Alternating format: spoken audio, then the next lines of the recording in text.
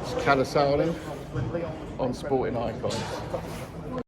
Okay, so Frank Warren has informed TalkSport that he's having a meeting with the WBC president, Mauricio Suleiman, and he fully expects them to announce a mandatory challenger for Tyson Fury.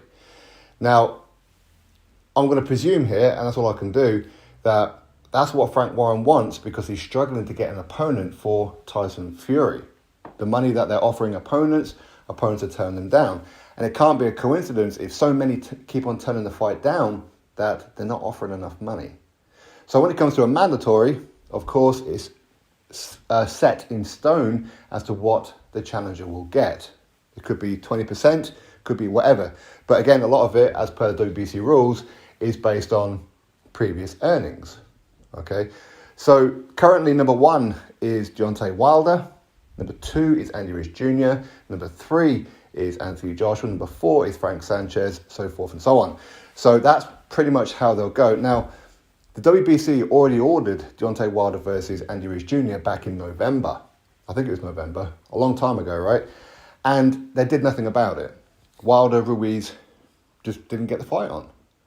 Now, for me personally, and I think a lot of you will agree as well, because Andy Ruiz Jr. and Deontay Wilder didn't go ahead with their mandated fight for the WBC mandatory position as per their PBC-only tournament, both Wilder and Ruiz should be dropped from the rankings. That's what they should be, because if you've ordered it and if you don't go through with it, then it's somebody's fault. They've ignored the sanctioning body's order. So whose ever fault that is, whether that be Wilder or whether that be Andy Ruiz Jr. or both, they should be dropped. They should be dropped. So next in line would be Anthony Joshua. Now, if the WBC mandate, say Tyson Fury versus Anthony Joshua, well, it's going to be interesting to see what Anthony Joshua does, because ordinarily for a mandatory challenger, he would get 20%. But based on Tyson Fury's earnings, which far exceed, say, Tyson Fury's earnings, they could well boost it up to, say, a 40%, maybe even a 45%. They have it within their rules to do that. So it will be interesting to see if that's what the WBC do. And of course, I've seen Frank Warren talking about how Anthony Joshua has an offer from them, from Tyson Fury's team, at a 40% split. Now, Anthony Joshua is turning that down because he doesn't believe that they're genuine about it. He's been through negotiations with Tyson Fury and his team before on multiple occasions, and each time he's had the rug pulled out from under him. Doesn't want to go through it. It's like sticking your hand in a dog's mouth. If it keeps on biting you, you're going to stop putting your hand in the dog's mouth. Okay, that's kind of how I reference it. So if WBC mandate it, then Fury has to go through with it. Now, Joshua doesn't have to go through with it. As a mandatory challenger, you can decline it, but if you decline it, then you get dropped. You go to the back of the queue. But if he accepts it, then he knows the negotiations have to be real. They'll get like a 30-day period or thereabouts to freely negotiate. If you don't, then it'll go to a purse bid. But either way, Anthony or Joshua will know Fury has to defend that belt against him.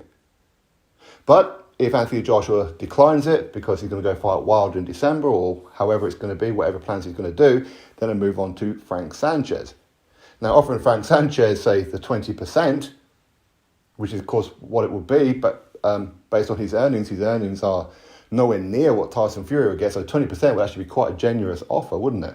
So would Frank Sanchez accept it?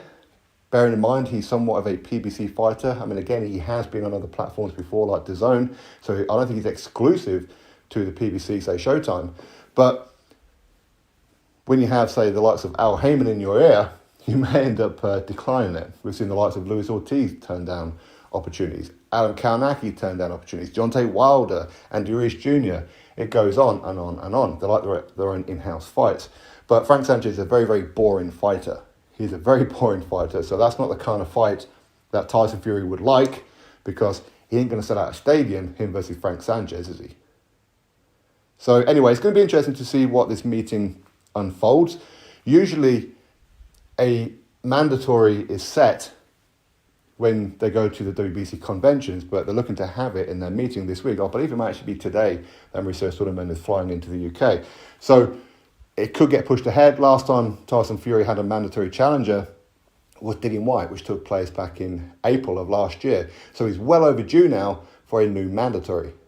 But can they get that over the line? Can they get it ordered over the line quickly so he can have his fight in what he wants in September? Which is a little bit risky for me. If he's going to be going to Saudi to take on Usyk, for example, in December, what you don't really want to be doing is fighting in December, in September, in case you get cut or whatever else, which could then jeopardize a huge payday in December, couldn't it? So it's not ideal. So if Fury is going to fight, he's better off doing it in August, which is one of the things why I said before, Anthony Joshua wants to fight in August, so why not offer him the fight in August? You're offering it to him in September. They're going to look at it as you're trying to sabotage December for us. So anyway, let's see what happens. Drop your thoughts below. Click thumbs up, subscribe. Catch you next video.